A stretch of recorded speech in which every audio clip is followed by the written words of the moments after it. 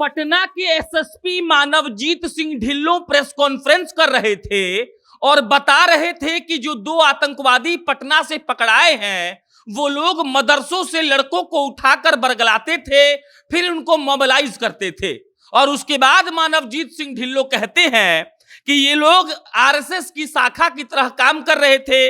RSS की शाखा में फिजिकल ट्रेनिंग होती है, वैसे ही ये फिजिकल ट्रेनिंग के नाम पर लोगों को प्रशिक्षण दे रहे थे और ये लोग अपना प्रोपेगेंडा उन युवाओं का ब्रेन वॉश करके उनके दिमाग में भर रहे थे और उसके बाद उनको बर्बाद करने की तैयारी कर रहे थे।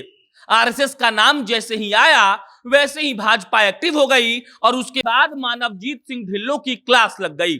मानवजीत सिंह ढिल्लों ने कहा कि आरएसएस में जैसे शाखा में फिजिकल ट्रेनिंग दी जाती है वैसे ही वो दो आतंकवादी ट्रेनिंग दे रहे थे उन बरगलाए हुए युवाओं को और उनका ब्रेन वॉश करके अपना प्रोपेगेंडा फैलाना चाहते थे। और इसके बाद हुआ ये कि पूरे भारत में बवाल मच गया।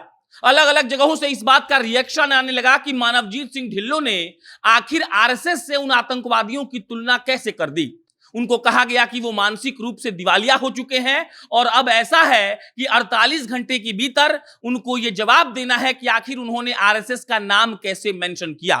पूरे बिहार में इस बात को लेकर बवाल मच गया है कि आखिर मानवजीत सिंह ढिल्लों ने कैसे उन दो आतंकवादियों के ट्रेनिंग की तुलना उस आरएसएस से कर दी जो आरएसएस भारत को बचाना चाहता है, भारत की संस्कृति को सहेज कर रखना चाहता है, और वो आरएसएस जिसने भारत को कई ऐसे नेता दिए हैं जिन्होंने भारत के उत्थान के लिए काम किया है। बहरहाल हुआ यह था कि देखिए पटना के फुलवारी शरीफ के नया टोला से दो आतंकवादियों को गिरफ्तार किया गया। वो दो आतंकवादी प्रधानमंत्री मोदी के पटना आने के 5 दिन पहले यानी 6 और 7 जुलाई को एक बड़ी मीटिंग ऑर्गेनाइज करते हैं। 10-12 लोग उस मीटिंग में शामिल होता है और उसके बाद वहां पर उनका ब्रेन वॉश किया जाता है।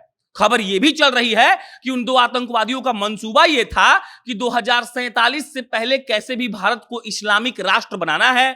आप एक याद कर लीजिए बात, 1947 में देश आजाद हुआ था, 2047 की बात ये लोग कर रहे हैं, मतलब कि 100 साल के बाद भारत को ये लोग इस्लामिक राष्ट्र में तब्दील करना चाहते थे। और उसके बाद जब उनको पकड़ लिया गया प्रधानमंत्री मोदी के आने के एक रात पहले, और जब कल मानवजीत सिंह ढिल्लों पटना के एसएसपी साहब एक प्रेस कॉन्फ्रेंस कर रहे थे और ये बता रहे थे कि कैसे कैसे उनको पकड़ा गया, उनका प्लान क्या है, वो कैसे काम करते हैं, तो उसके बाद उन्होंने गलती से ये कह दिया कि आरएसएस की शाखा में जैसे फिजिकल ट्रेनिंग होती है वैसे ही ये लोग भी फिजिकल ट्रेनिंग दे रहे थे। और उसके बाद मानवजीत सिंह ढिल्लों ने यह भी कहा कि देखिए आरएसएस की तरह ये लोग लोगों का बरगला रहे थे, उनका ब्रेन वॉश कर रहे थे।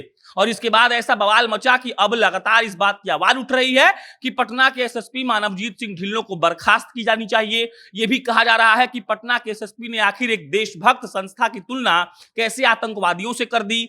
पटना के एसएसपी को शो कॉज नोटिस भी जारी कर दिया गया है और अगले 48 घंटे में उनको इस बात का जवाब देना पड़ेगा कि आखिर उन्होंने ऐसी गलती क्यों की। और हो सकता है कि उनकी नौकरी भी चली जाए, क्योंकि भारत भर के तमाम नेता लगातार ये कह रहे हैं कि ये मानसिक दिवालियापन वाला बयान है। एक आदमी आरएसएस की तुलना आतंकवादी संगठन से नहीं कर सकता है। बिहार के कई भाजपा के विधायकों ने यह कहा है कि इस पर जल्दी से जल्दी कार्रवाई होनी चाहिए। और पटना के एसएसपी मानवजीत सिंह ढिल्लों का कहना है कि उनके बातों को गलत तरीके से पेश किया जा रहा है, लेकिन प्रेस कॉन्फ्रेंस जब वो कर रहे थे तब वो सीधा सीधा यही कह रहे थे कि आरएसएस की शाखा में जैसे ट्रेनिंग होती है वैसे ही ये लोग ट्रेनिंग दे रहे थे। अब 48 घंटे के भीतर मानवजीत सिंह ढिल्लों जवाब देंगे और जवाब क्या देंगे इस पर सबकी नजर बनी हुई है। बाकी इस खबर पर कोई अपडेट आएगा तो आपको हम बताएंगे। मेरा नाम प्रशांत राय है, आप जनता जंक्शन देख रहे थे। बहुत बहुत धन्यवाद।